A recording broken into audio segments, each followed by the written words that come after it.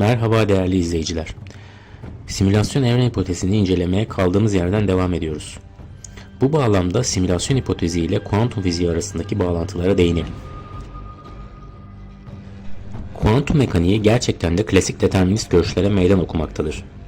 Atom altı parçacıkların davranışı, dalga fonksiyonlarının gelişimini yöneten Schrödinger denklemi, konum ve momentum gibi belirli değişken çiftlerinin aynı anda bilinebileceği kesinliğin temel sınırlarını ortaya koyan Heisenberg'in belirsizlik ilkesi gibi kavramlar sistemiyle olasılıksal olarak tanımlanır. Çıkarılan sonuç, materyalist bir dünya görüşünün tam olarak deterministik olamayacağıdır. Bu, kuantum mekaniğinin önemli bir felsefi çıkarımıdır. Bununla birlikte kuantum mekaniğinin belirlenimsizliğinin klasik fiziğin hakim olduğu makroskopik ölçeklere doğrudan yansımadığını belirtmekte fayda var. Kuantum mekaniği ile felsefi materyalizm arasındaki köprü karmaşıktır ve aktif bir tartışma konusu olmaya devam etmektedir. Kökleri Newton fiziğine dayanan klasik determinizm, evrenin kesin, öngörülebilir yasalara göre işlediğini söyler. Bir sistemin başlangıç koşulları ve onu yöneten yasalar hakkındaki tam bilgi verildiğinde, teorik olarak sistemin gelecekteki durumu mutlak bir kesinlikle tahmin edilebilir. Tamamen öngörülebilir bir bilardo oyunu hayal edin. Her atış esnasında topa uygulanan kuvvetin şiddetini, yönünü ve topların mevcut konumlarını bilseydiniz, oyunun sonucunu kesin olarak tahmin edebilirdiniz. Bu klasik fiziğin deterministik evrenidir. 20. yüzyılın başlarında geliştirilen kuantum mekaniği temelde farklı bir tablo ortaya koyuyor. Atom altı seviyelerde parçacıkların deterministik yollara uymadığını gösteriyor. Bunun yerine davranışları stokastiktir. Yalnızca olasılıklar açısından tanımlanabilir. Elektron gibi atom altı parçacıklar nasıl ölçüldüklerine bağlı olarak hem parçacık benzeri hem de dalga benzeri özellikler sergiler. Bir parçacığın hem tam konumunu hem de tam momentumunu aynı anda bilmek imkansızdır. Bir değişken ne kadar kesin olarak ölçülürse diğeri o kadar az kesin olarak bilinebilir. Kuantum belirlenimsizliği fiziksel gerçekliğin temel düzeyinde var olan öngörülemezliği ortaya koyarak klasik determinizme meydan okur. Tüm değişkenler ve parametreler yeterince bilinirse sonucun tahmin edilebilirliği bilardo oyununun aksine kuantum mekaniği bir kuantum sistemi hakkında tam bilgi olsa bile sonuçların yalnızca olasılıksal olarak tanımlanabileceğini ileri sürer. Bir atışın sonucunun kesin olarak tahmin edilemediği, yalnızca her sonucun olasılığının tahmin edildiği bir zar oyununu düşünün. Kuantum mekaniği bize evrenin öngörülebilir bilardo oyunundan ziyade en temel düzeyde bu zar oyunu gibi davrandığını söylüyor. Materyalist dünya görüşü evrendeki her şeyin zihin ve bilinç de dahil olmak üzere madde ve onun etkileşimleriyle açıklanabileceğini savunur. Kuantum mekaniğinin belirlenimsizliği bu görüşe nüanslar getirir. Materyalist dünya görüşü, maddenin kendisinin deterministik olmayan olasılıkçı temeline uyum sağlamalıdır. Bu materyalizmi geçersiz kılmaz. Ancak maddenin kuantum düzeylerinde nasıl davrandığı ve etkileşime girdiğine dair daha geniş bir anlayış gerektirir. Klasik determinizm özgür irade gibi kavramlara meydan okur ve her olayın önceki nedenlerin kaçınılmaz sonucu olduğunu öne sürer. Kuantum belirlenemezciliği ise bazılarının materyalist bir çerçeve içinde özgür iradeye yer açabileceğini iddia ettiği bir öngörülemezlik unsuru getiriyor.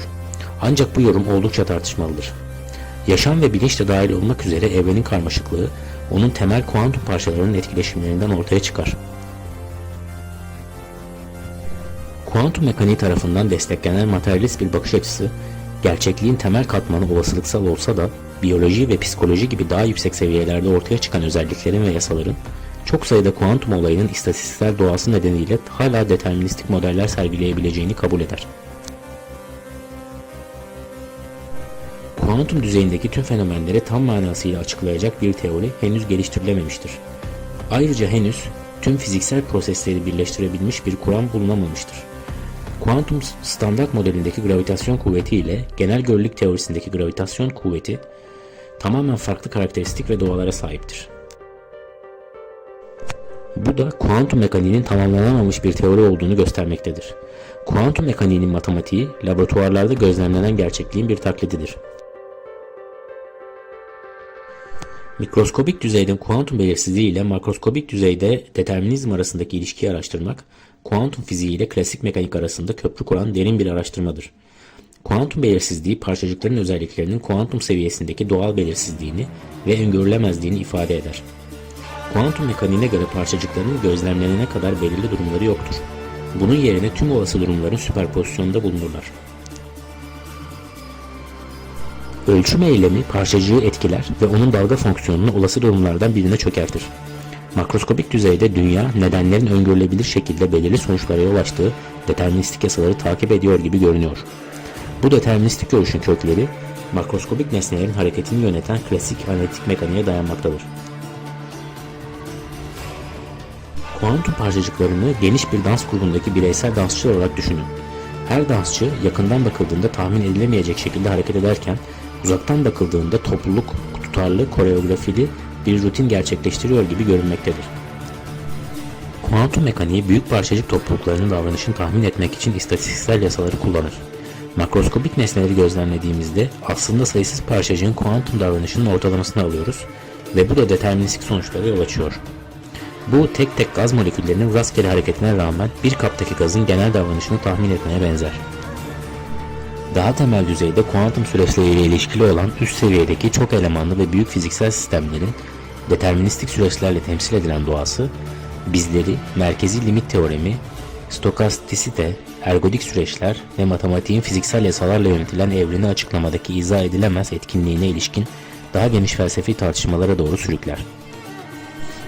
Merkezi limit teoremi olasılık teorisinin temel taşıdır ve çok sayıda bağımsız, aynı şekilde dağıtılmış değişkenlerin ortalamasının dağılımının, değişkenlerin orijinal dağılımına bakılmaksızın yaklaşık olarak normal olacağını belirtir. Makroskopik nesneler bağlamında her parçacığın kuantum davranışı bağımsız, aynı şekilde dağıtılmış bir değişken olarak düşünülebilir. Makroskopik bir nesneyi gözlemlediğimizde gördüğümüz şey, potansiyel olarak trilyonlarca parçacığın kuantum durumlarının ortalamasıdır. Bu teorem, kuantum mekaniğinin temelde olasılıksal doğasına rağmen makroskopik dünyanın bize neden deterministik ve normal göründüğünü açıklıyor. Çok sayıda kuantum parçacığının ortalama davranışı, öngörülebilir ve kararlı sonuçlara yol açar. Stokastisite doğası gereği rastgele veya öngörülemeyen sistemleri ifade eder. Kuantum mekaniği doğası gereği stokastiktir. Bireysel parçacıkların davranışı kesinliklerden ziyade olasılıklarla tanımlanır. Bununla birlikte makroskopik nesneleri gözlemlediğimizde parçacıkların stokastik doğasının ortalaması alınır ve bu da bizi deterministik sonuçlara götürür. Bunun nedeni merkezi limit teoremine göre çok sayıda stokastik olayın ortalamasının öngörülebilir bir dağılıma sahip olmasıdır. Ergodik bir süreç, bir sistemin istatistiksel özelliklerinin tek, yeterince uzun süreli gözlem serilerinden türetilebildiği süreçtir. Başka bir deyişle zamanla bir sistem tüm olasılıklar uzayını temsil edecek şekilde tüm olası durumlarından geçecektir. Makroskopik bir sistem veya nesnedeki parçacıkların kuantum davranışını göz önüne aldığımızda ergodik teori, zaman ortalamasının ve topluluk ortalamasının nasıl benzer sonuçlara yol açabileceğini anlamamıza yardımcı olur. Bu özellikle kuantum mekaniği tarafından yönetilen mikroskopik dünyadan, klasik fizik tarafından tanımlanan makroskopik dünyaya geçişin temelini oluşturduğu istatistiksel mekanikle ilgilidir. Matematiksel teoremler ile fiziksel dünyayı ilişkilendirirsek, matematiğin garip etkinliği, fizikçi Eugen Wigner tarafından ortaya atılmış ve matematiksel yapıların fiziksel dünyayı doğru bir şekilde tanımlamadaki şaşırtıcı gücüne atıfta bulunan bir terimdir. Bu etki merkezi limit teoremi gibi matematiksel kavramların kuantumdan klasik dünyaya geçişi açıklayabilme biçiminde açıkça görülmektedir. Matematik, fiziksel sistemlerin sonuçlarını, bu sistemler kuantum mekaniğinin olasılıksal yasalarına tabi olsa bile dikkate değer biçimde tahmin eden bir dil ve çerçeve sağlar. Sayısız parçacığın olasılıksal kuantum davranışlarından makroskopik deterministik davranışın ortaya çıktığı gözlemi, bu ilkelerin güçlü bir örneğidir. Merkezi limit teoremi bize bu geçişi anlamamız için matematiksel bir temel sağlar. Stokastisite ve ergodik süreçler, mikroskopik seviyedeki rastgeleliğin makroskopik seviyede nasıl öngörülebilir davranışa ulaşabileceğini açıklar. Matematiğin bu olguları tanımlamadaki etkinliği, matematiksel kavramlar ile fiziksel evren arasında derin bağlantıları vurgulamaktadır. Bu kavramlar bir arada kuantum ve klasik dünyalar arasındaki köprüyü anlamak için kapsamlı bir çerçeve sağlayarak evrenin fiziksel ve matematiksel yasalarındaki derin birliği ve tutarlılığı ortaya koyuyor. Kuantum uyumsuzluğu, bir kuantum sistemindeki durumların üst üste binmesinin çevreyle etkileşime bağlı olarak tek bir sonuca çöktüğü bir süreçtir. Kuantum süperpozisyonundan belirli bir duruma geçiş, kuantum sistemlerinin daha büyük ölçeklerde nasıl farklı klasik durumları üstlendiğini açıklıyor. Klasik davranış parçacıkların etkileşimi yoluyla kuantum kurallarından ortaya çıkar. Sistemlerin boyutu büyüdükçe kuantum etkileri kaybolmaz. Fakat daha az fark edilir hale gelir. Bu da klasik fiziğin gözlemlenen olayları doğru bir şekilde tanımlamasına olanak tanır. Kuantum belirsizliğinin büyük sistemlerdeki kuantum etkilerinin ortalamasının alınması nedeniyle makroskobik determinizm üzerinde sınırlı bir etkisi vardır. Kuantum düzeyindeki belirsizlikler daha büyük ölçeklerde ihmal edilebilir olduğundan klasik dünya birçok pratik açıdan deterministik olmaya devam ediyor. Bununla birlikte bazı özel durumlarda kuantum etkileri makroskobik olayları etkileyebilir. Süper iletkenlik ve süper akışkanlık, kuantum mekaniği ilkelerinin makroskobik sistemlerin davranışını doğrudan etkilediği örneklerdir. Ancak bunlar günlük hayatta kural olmaktan ziyade istisnalardır. Bununla birlikte herhangi bir düzeyde kuantum belirsizliğinin varlığı, nedensellik, özgür irade ve gerçekliğin doğası hakkında felsefi soruları gündeme getirir. Kuantum belirsizliğinin görünüşteki paradoksal doğasını makroskopik düzeyde gözlemlenen öngörülebilirlik ve düzenle uzlaştırma konusunda zorlanmaktayız. Bu bağlamda Heisenberg'in belirsizlik ilkesi ölçüm teknolojisinin bir sınırlaması değil, doğanın temel bir özelliğidir. Kuantum mekaniği olasılıksal doğasına rağmen parçacık sistemleri hakkında oldukça doğru istatistiksel tahminlere izin verir. Bu tahminler sayısız deneyle olağanüstü derecede kesinlikle doğrulandı. Örneğin çift yarıklı bir aparattan geçen tek bir fotonun davranışını kesin olarak tahmin edemesek de birçok fotonun oluşturduğu girişim deseni kesin olarak tahmin edilebilir. Niels Bohr, kuantum mekaniğinin ve klasik mekaniğin fiziksel dünyanın tamamlayıcı açıklamalarını sağladığını öne süren tamamlayıcılık ilkesini ortaya koydu. Bu prensibe göre klasik kavramların uygulanabilirliği deneyim bağlamına bağlıdır ve evrenin farklı ölçeklerde tutarlı bir şekilde anlaşılmasına olanak tanır. Kuantum mekaniğinin doğasında olan belirsizlik, evrenin tutarlı ve işlevsel bir şekilde anlaşılmasını engellemez. Daha doğrusu onu zenginleştirir. Kuantum mekaniği, yarı iletkenler ve lazerler gibi teknolojilerin geliştirilmesine yol açarak, kuantum olgusunun derinlemesine anlaşılmasının çok kesin ve işlevsel uygulamalara yol açabileceğini gösterdi. Üstelik belirsizlik ilkesinin, maddenin kararlılığı, yıldızların ve galaksilerin oluşumu üzerinde derin etkileri vardır. Bu da kuantum mekaniğinin evrenin tutarlı yapısı ve işlevselliğinin ayrılmaz bir parçası olduğunu gösterir. Kuantum belirsizliğinin tutarlı bir evrenle bir arada bulunmasının da önemli felsefi sonuçları vardır. Şu ana kadar olan bilgi ve tecrübelerimizi simülasyon evreni açısından değerlendirecek olursak, simülasyon evren hipotezi, gerçekliğin potansiyel olarak kuantum mekaniği de dahil olmak üzere bilinen fizik yasalarına uyabilecek, gelişmiş bilgi işlem teknolojileri tarafından yönlendirilen, simüle edilmiş bir yapı olabileceğini öne sürmektedir. Simülasyon evren hipotezi daha önce bahsettiğimiz şekilde evrenimizin aslında gelişmiş bir uygarlık tarafından oluşturulmuş bir simülasyon olduğu fikrini ortaya koyar. Burada temel çelişki simüle edilmiş bir evrenin deterministik doğasından ve kuantum mekaniğinin belirlenimsiz olasılıkçı doğasından kaynaklanır. Bu çelişkinin giderilmesi amacıyla her teorinin geçerli olduğu makro simülasyon hipotezi ve mikro kuantum mekaniği ölçekler veya koşullar birbirinden ayrılır. Makro ölçekte simülasyon deterministik görünebilir ve klasik fiziği yansıtan tutarlı bir deneyim sağlayabilir. Kuantum ölçeğinde ise kuantum mekaniğinde gözlemlenen belirsizliği yansıtan olasılıksal sonuçlar üreten algoritmalar kullanılır. Doğada gözlemlendiği gibi kuantum mekaniğinden klasik mekaniğe geçiş taklit edilerek simülasyonun kuralları veya yasaları gözlem ölçeğine göre dinamik olarak uyarlamak için değiştirilir. Gözlemcinin ölçüm veya etkileşim ölçeğine dayalı olarak deterministik ve olasılıksal davranışlar arasında dinamik olarak uyum sağlayan simülasyon algoritmaları geliştirilir. Bu, gerçek dünyadaki kuantum olgusundan klasik olguya geçişi taklit eder. Kuantum mekaniği ile simüle edilmiş gerçeklik arasında köprü kurabilen ve deterministik bir çerçeve içinde kuantum indeterminizmini mümkün kılan bir aracı süreç tanımlanır. Kuantum olasılık olaylarını daha büyük ölçeklerde deterministik sonuçlara götüren bir aracı, muhtemelen bir dizi algoritma veya sanal ortam tasarlanır. Bu, kuantum uyumsuzluğunu ve kuantum kurallarından klasik davranışın ortaya çıkışını simüle edebilir. Simüle edilmiş evrenin, gerektiğinde klasik deterministik davranış veya kuantum indeterminizmi sergileyen farklı malzemeler veya veri yapılarından oluştuğu düşünülmelidir. Simülasyonun bağlamına göre etkinleştirilen farklı veri yapıları veya algoritmalar tanımlanır. Kuantum ölçeğindeki olaylar için olasılıksal belirlenimsiz sonuçlar üreten yapılar ve klasik ölçekteki olaylar için deterministik sonuçlar sağlayan yapılar kullanılır. Bu fikre göre hem makroskopik ölçeklerin deterministik doğasını hem de kuantum mekaniğinin olasılıksal belirlenimsiz davranışını barındıran simüle edilmiş bir evren için geliştirilmiş bir çerçeveyi kavramsallaştırabiliriz. Bu kuantum olgusunu makroskopik sonuçlara dönüştürebilen algoritmalar veya süreçlerin aracılık ettiği gözlem veya etkileşimin ölçeğine dayalı olarak temel kurallarını değiştiren dinamik ve uyarlanabilir bir simülasyon oluşturmayı içerir. Böyle bir çerçeve yalnızca simülasyon evren hipotezi ile kuantum mekaniği arasındaki çelişkiyi ele almakla kalmıyor. Aynı zamanda gelişmiş simülasyonların evrenin karmaşık davranışını taklit edecek şekilde nasıl tasarlanabileceğine dair yeni bir bakış açısı da sunuyor. Evrenin simülasyon olup olmadığını doğrudan gözlemleyemiyoruz ve bu teoriyi doğrulayacak doğrudan bilgiye erişimimiz sınırlı.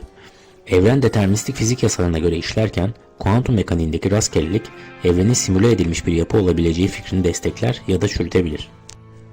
Bu bağlamda evrenin farklı bölgelerindeki özellikleri inceleyerek simülasyon teorisinin tahminlerine uygun anomaliler veya düzenlilikler arayabiliriz. Bu simülasyonun varlığına dair kanıtlar sağlayabilir. Simülasyon teorisini test etmek için evrenin belirli durumlarını veya olaylarını zamanında incelemek gerekir. Bu kuantum deneylerinde gözlemlenen rastgeleliğin deterministik simülasyon algoritmalarıyla üretilebilir olup olmadığını test etmeyi içerebilir. Simülasyon teorisinin doğru olduğunu varsayarsak evrenin simetrik olmaktan ziyade asimetrik olması beklenir.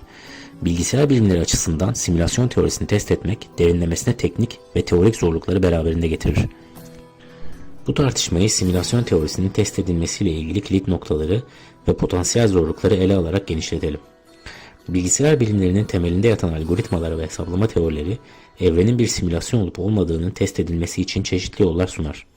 Öncelikle simülasyon teorisini test etmek için kuantum mekaniğinin temel özelliklerine odaklanmak mantıklıdır.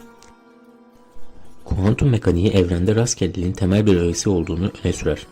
Eğer evren bir simülasyon ise bu rastgelelik deterministik algoritmalarla üretilmiş olabilir. Kuantum deneylerinde gözlemlenen rastgeleliğin deterministik simülasyon algoritmalarıyla üretilip üretilemeyeceğini incelemek bu teoriyi test etmenin bir yoludur. Eğer bu rastgelelik aslında deterministik bir simülasyon tarafından üretiliyorsa, belirli koşullar altında bu simülasyonun sınırları veya örüntüleri tespit edilebilir.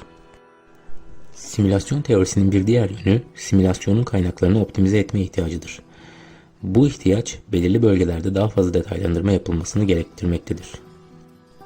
Gerçek dünya simülasyonlarında olduğu gibi, bir evren simülasyonunun da kaynakları sınırlı olacaktır. Bu, simülasyonun belirli bölgelerde daha fazla detaylandırma yapması ve diğer alanlarda kaynak tasarrufu yapması gerektiği anlamına gelir. Bu tasarruf, evrende gözlemlenen asimetrik yapılarla ilişkilendirilebilir. Örneğin, karanlık madde ve enerjinin varlığı veya kozmik mikrodalga arka plan radyasyonundaki küçük sıcaklık farklılıkları, simülasyonun optimizasyon stratejilerinin bir sonucu olabilir.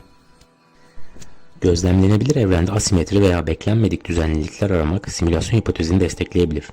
Bilgisayar bilimleri, simülasyon teorisinin test edilmesi için gerekli araçları ve kavramsal çerçeveyi sağlar. Bu çerçeve hem algoritmaların nasıl tasarlanıp uygulanabileceğini anlamak hem de simülasyonun sınırlarını belirlemek için gerekli olan hesaplama teorisini içerir. Ayrıca simülasyon teorisinin doğruluğunu test etmek için kullanılabilecek sanal gerçeklik teknolojileri ve yapay zeka uygulamaları gibi teknolojik gelişmeler de büyük önem taşır. Bilgisayar bilimi ve fizik bağlamında simülasyon teorisine odaklanarak geriye doğru bir analiz yoluyla verilen konuyu yeniden yapılandıralım ve genişletelim. Evrende asimetrilerin ve anomalilerin varlığı argümanı, simülasyon teorisinin evrendeki asimetriler veya beklenmedik düzenlilikler bularak desteklenebileceğini iddia etmektedir. Bunlar, kaynakları korumak için bir simülasyonun optimizasyon stratejilerini gösterebilir. Herhangi bir simülasyon gibi evrenin de kaynaklarını optimize etmesi gerektiğini, potansiyel olarak bazı alanlarda ayrıntılı simülasyonlara yol açarken, diğerlerinde kaynakları koruyacağını ileri sürer. Tartışma, kuantum deneylerinde gözlemlenen doğal rastgeleliğin deterministik simülasyon algoritmaları tarafından üretilip üretilemeyeceği sorusunu gündeme getiriyor.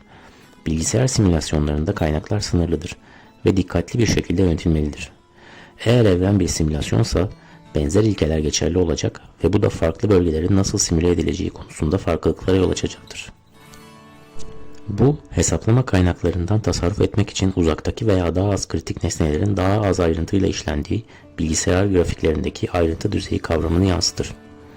Ayrıntı düzeyi, bilgisayar grafikleri ve oyun geliştirmede kullanılan önemli bir optimizasyon tekniğidir. Bu teknik, görsel kaliteden ödün vermeden hesaplama kaynaklarının daha verimli kullanılmasını sağlar. Esasında bu kavram, kullanıcının gözlem noktasına bağlı olarak nesnelerin görsel karmaşıklığını dinamik bir şekilde ayarlar.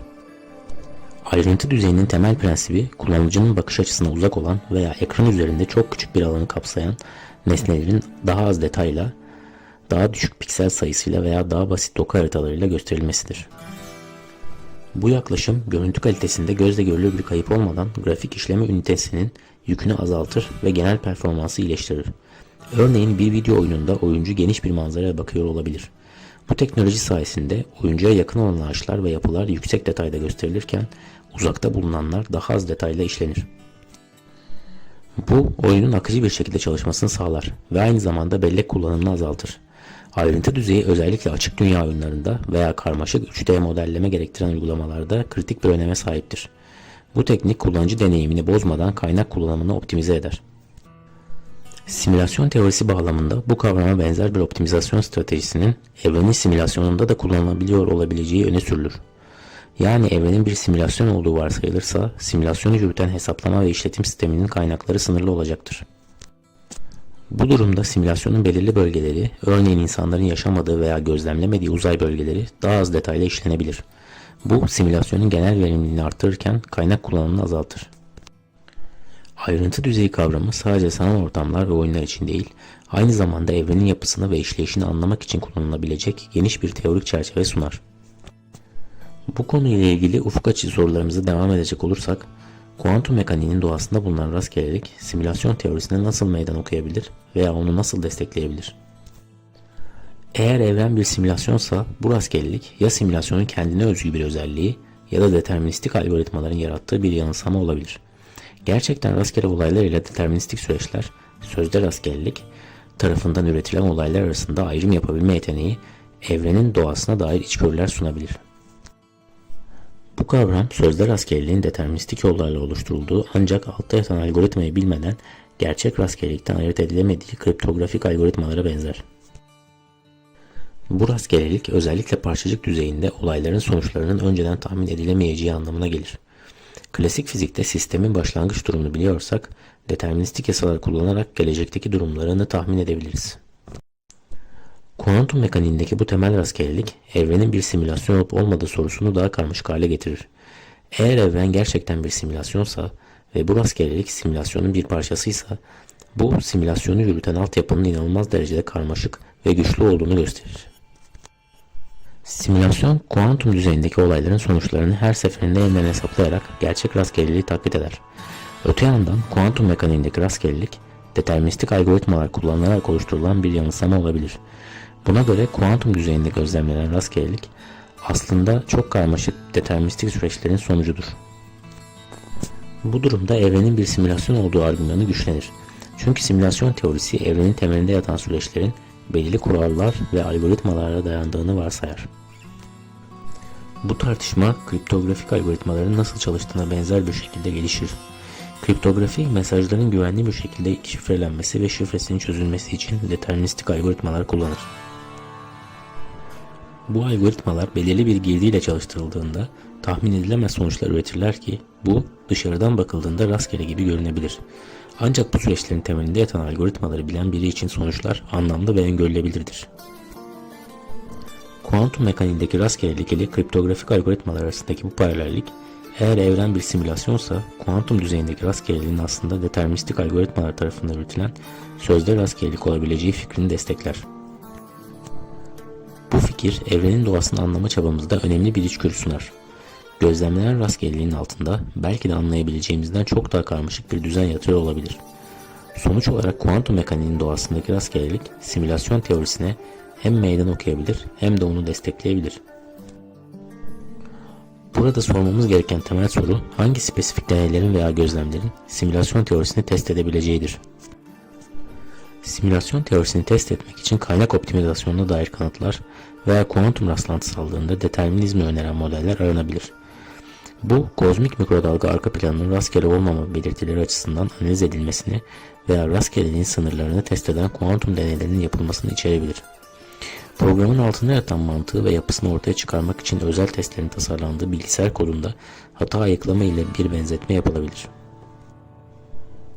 Hata düzeltme kodları, bilgisayar bilimleri ve iletişim teorisinde veri iletimi veya depolama sırasında oluşabilecek hataları tespit etmek ve düzeltmek için kullanılan yöntemlerdir.